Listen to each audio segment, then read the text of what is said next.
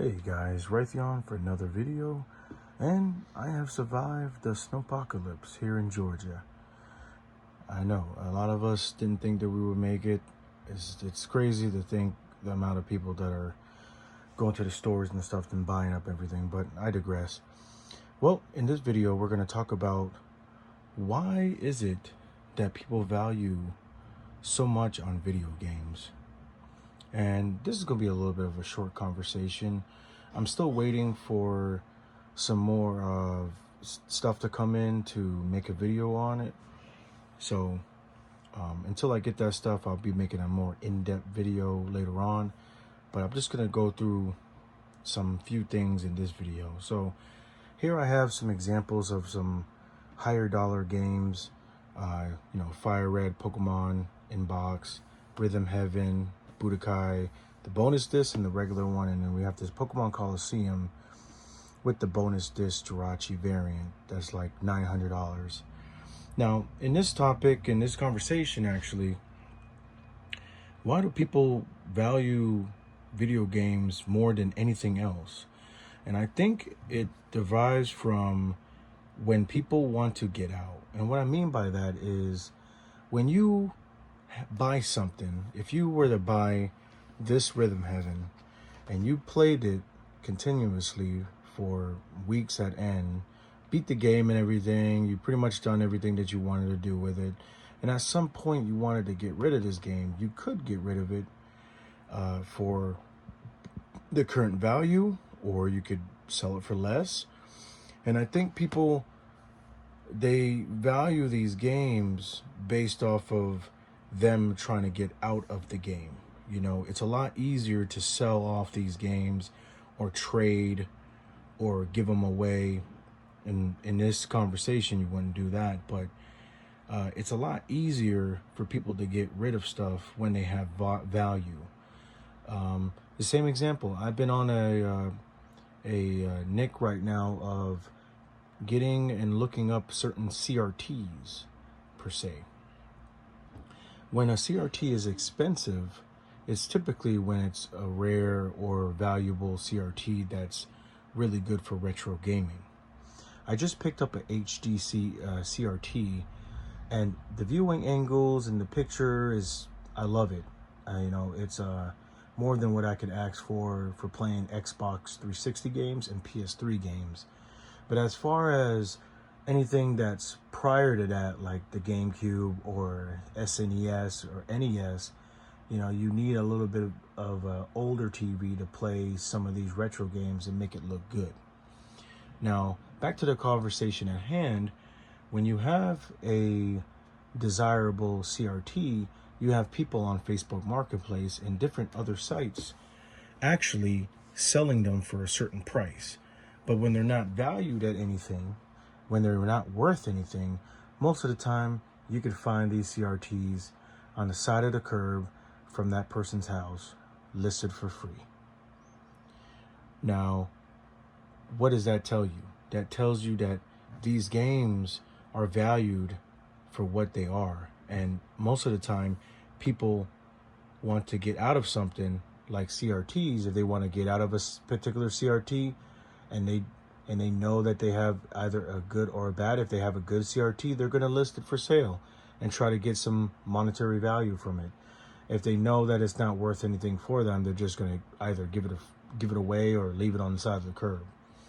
And for me, I value video games based off of what I experience. I have very, very fond memories of playing Budokai Tenkaichi 3. I would have friends come over right after high school, or when I was in middle school and high school. I would have them come over to my mom's house, and we would play Dragon Ball Z Budokai Tenkaichi 3 for hours. It's like 4 or 5 of us. It was just that good of a game.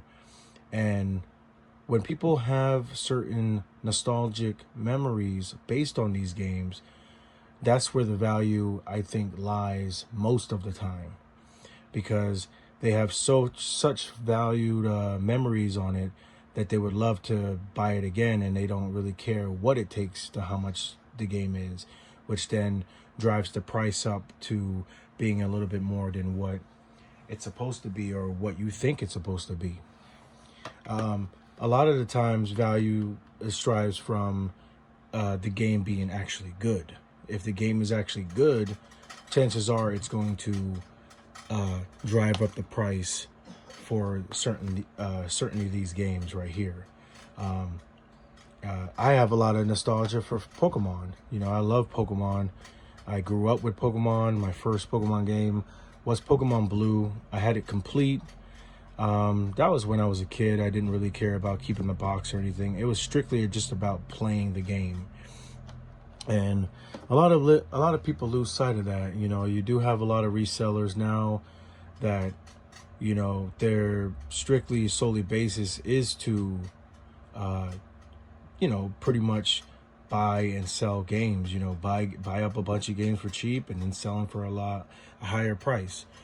You know, I myself was a reseller, or still am a reseller. I just resell a little bit less than what I used to, and strictly a lot of it has a lot to do with you know, the people are not really wanting, you know, my honest opinions, people are not wanting to give out deals. You know, when I was reselling, I would give out a lot of deals, and I understand that people's different basis, they have to cover fees, and they have their rent and their mortgage, and they have other expenses, kids and stuff that they have to take care of when it comes to being a full-time reseller, you know.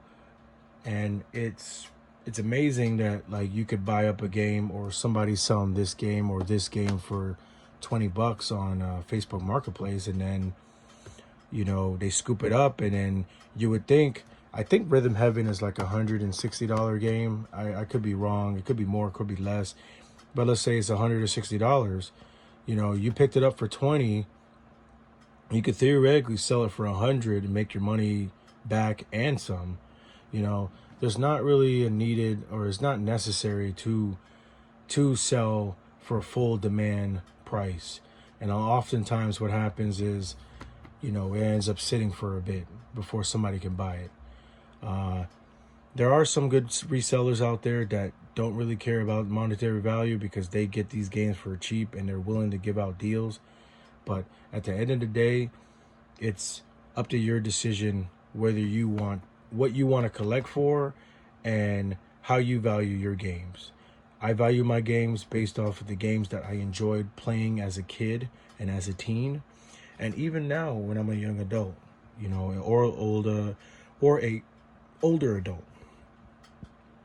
These games, I don't have any intention. If they hit, you know, if, you know, Budokai Tenkaichi 3 loses a bunch of value. And notice, this is a prime example for this game. The new Sparkling Zero came out, and it's in the $100 to $200 range, I think, when it first came out because of the collector's portion of it. But this game hasn't really dropped as much as you would think. You would think that this game would drop down to $60 or anything like that. And why is that? Because this game right here, Budokai Tenkaichi 3, is that game. This is the game that everybody remembers and playing. You got to think about it. Sparkling Zero just recently dropped, I think the middle of last year, the end of last year, sometime in that range. This has been out for years. I want to say, let's see here, 2007. So you're talking about a few years, you know, like 20 something years plus before they made another one like this game. So I value my games based off of the games that I played as a kid and all the memories that I had with playing with friends and family. What do you value your games for? That's another topic. If you guys have any questions or concerns or you comments and stuff, I can read them and answer them. I'll make another follow-up video once I get some of my stuff that I ordered in. You guys take care. Be safe out there. It's getting crazy and different. This is Raytheon. Peace.